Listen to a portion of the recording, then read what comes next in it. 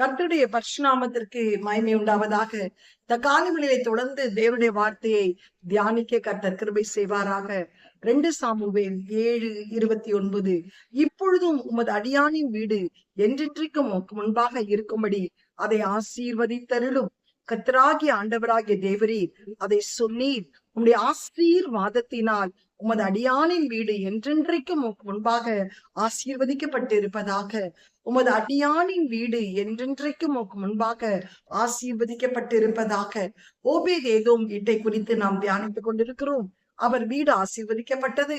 அவர் உண்டான எல்லாவற்றையும் கர்த்தர் ஆசீர்வதித்தார். அவருடைய சந்ததியை ஆசீர்வதித்தார். அதற்கு காரணம் அவர் மன்னா வைக்கப்பட்ட பொற்பாத்திரம். அதிகாலையிலே தேவனை தேடினார். ஆரோனின் தளித்த கோல் பிரித்தெடுக்கப்பட்ட ஒரு வாழ்க்கையை வாழ்ந்தார். கர்த்தருக்கு ஸ்தோத்திரம் உண்டாவதாக. அது மாத்திரமல்ல, மூன்றாவதாக கர்த்தருக்கு ஸ்தோத்திரம் உண்டாவதாக. மூன்றாவதாக நாம் பார்க்கிறோம், அவர் வைக்கப்பட்ட அந்த கற்பலகைகளில் அவர் வசனத்தை தியானிக்கிறவராய் தேவனுக்கு பயப்படுகிற பயத்தோடு வாழ்ந்தார். கர்த்தர் கனி கொடுக்கக்கூடிய ஒரு வாழ்க்கை. அது தேவனுடைய பெட்டி கடந்து போன போது அவர்கள் குடும்பமாய் கடந்து போனதை நாம் தியானித்தோம். இந்த நாளிலே கூட அவர் குடும்பமாய் கடந்து போனது நிமித்தம் அவர்கள் கர்த்தர் எப்படி உயர்த்தினார் தெரியுமா? எப்படி ஒரு ஆசீர்வாதம், ஊழியத்திலே ஆசீர்வாதம். அந்நியன் கீர்த்தியன் ஒரு வேலைக்காரன், அவனை கர்த்தர் எப்படி உயர்த்தினார்? 1 நாளாகமம் 15ஆம் அதிகாரம் 18-21 வசனத்தை வாசிக்கும் போது, ஆலயத்திலே அவர்கள் நிற்கிறவர்களாக கர்த்தர் உயர்த்தினார்.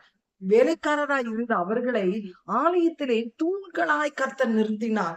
அது மாத்திரமல்ல, 1 நாளாகமம் 26 7-8 12-15 வாசிக்கும் போது, பாடகர் குழுவிலே அவர்கள் பல வாத்தியங்களை வாசிக்கக்கூடிய திறமை உள்ளவர்களாய் கர்த்தர் அவர்களை மாற்றி பாடகர் குழுவிலே அவர்களை நிறுத்தினார். கர்த்தருக்கு ஸ்தோத்திரம். இது எவ்வளவு பெரிய ஆசீர்வாதம். ஒரு குவாயர் லீடராய் அவர்கள் மாறினார்கள். சபையிலே ஒரு நல்ல அங்கத்தினராய், மூப்பர்களாய், தூண்களாய் அவர்கள் மாற கிருபை செய்தார். சாதாரண வேலைக்காரர்கள் தான். ஆனால் ஊழியம் செய்தது நிமித்தம், அந்த பெட்டியை அவர்கள் பயபக்தியோடு அனுசரித்தது நிமித்தம் ஒரு பெரிய பதவியை கர்த்தர் கொடுத்தார். ஹல்லேலூயா. பணிவிடை செய்த யோசுவா தான் இஸ்ரவேல் ஜனங்களை கானானுக்குள் கொண்டு போய் தேசத்தை பங்கிட்டு கொடுத்தார்.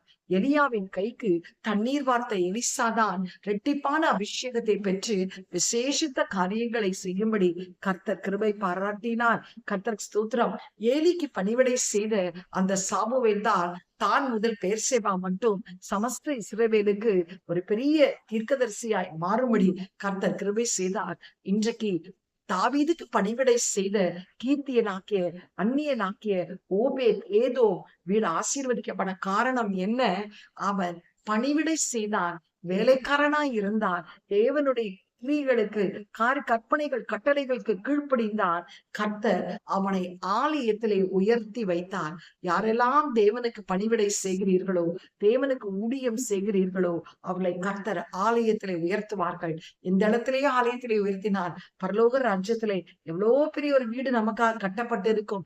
யோசித்து பாருங்கள். சாதாரண ஒரு வேலைக்காரர்கள் தான் சபைக்கு தூணாய் மாறினார்கள், மூப்பர்களாய் மாறினார்கள், அங்கத்தினாராய் மாறினார்கள், ட்ரஸ்டீஸாய் மாறினார்கள், காணிக்கை எண்ணுகிறவர்களாய் மாறினார்கள். அது மாத்திரமா, பாடல்கள் குழுவிலே நின்று பாடல்களை பாடி இசைக்கருவிகளை வாசித்து தேவனை மகிழும்படி, ஜனங்கள் மகிழும்படி செய்தார். இதெல்லாம் தேவனுடைய ஆசீர்வாதம். ஹல்லேலூயா. இன்றைக்கு தேவனுக்கென்று உங்களை ஒப்புக் கொடுங்கள். தேவனுடைய பணிவிடையை செய்யுங்கள். தேவனை பின்பற்றுங்கள். தேவனுக்கு பயப்படுங்கள். தேவனை அதிகாலையிலே தேடுங்கள். உங்களையும் கர்த்தர் ஆசீர்வதிப்பார். கண்களை மூடி ஜெபம் செய்வோம். எங்களை அதிகமாய் நேசிக்கிற நல்ல தகப்பனே, இந்த காலை வேளையிலே கூட தாவே கீர்த்தியனாக்கிய ஆண்டவரே ஓபேத் ஏதோம் வீடு ஆசீர்வதிக்கப்பட்ட காரணங்களை நாங்கள் பார்க்கிறோம். அதை உன்னத ஆசீர்வாதம்.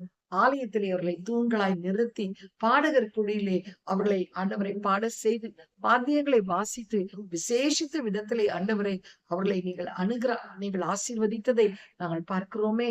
இந்த வேளையிலே கூட கர்த்தாவே பணிவிடை ஊழியம் எவ்வளவு விசேஷித்து ஆனது ஆண்டவரே. ஒருவன் எனக்கு ஊழியம் செய்வானானால் பிதாவானவர் அதை கனம் பண்ணுவார் என்று சொன்னீரே சுவாமி. அப்பா, ஊழியம் செய்கிறவன் ஆண்டவரே ராஜ்யத்தில் பிரவேசிப்பான் என்று சொன்னீரே அப்பா. ஆண்டவரே, இன்றைக்கு எங்களுக்கு கொடுக்கப்பட்ட தாளந்துகளை ஆண்டவரே 5 தாளந்துகளையும் 5ஆய் மாற்றினது போல் நாங்கள் நல்ல ஊழியத்தை செய்து ஆண்டவருடைய ஆசீர்வாதத்தை சுதந்திரிக்க இம்மையிலும் மறுமையிலும் கர்த்தர் கிருபை பாராட்டும்.